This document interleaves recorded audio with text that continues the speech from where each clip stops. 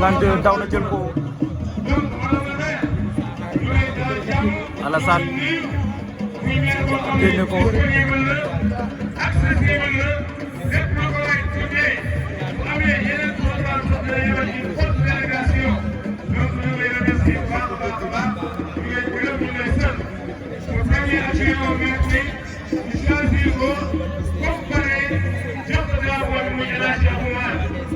c'est grâce à El Hadj Abou Mar Mami sur relation ak Alioune Sène donc El Hadj Abou merci encore une fois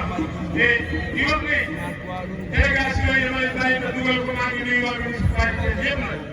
nuyu sama naataango yi nga fi fekk Mado la communication maa ngi leen nuyu waaye nag dafa am loo xam ne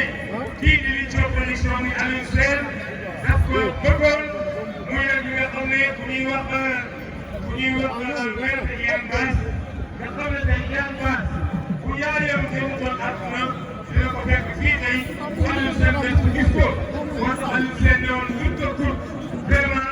dañ traité sa baay di ko war a defal 10 minutes de silence à la mémoire de la maman de yan baas donc ñu ko koy jaale au nom de Alioune Sène ak tous les labels Lithium Production maa ngi lay remercier Babou Sène merci encore une fois madame le maire ñu ngi lay remercier waat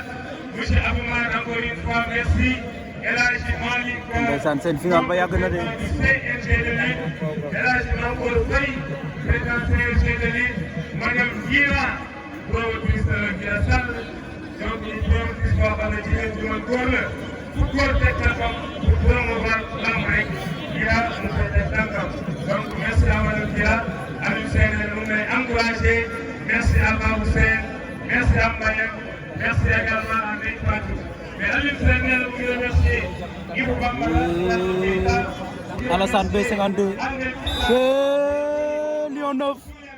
Lion 9 Alassane Ngom jël na raw gadu ci kaw B52 Thiadiaye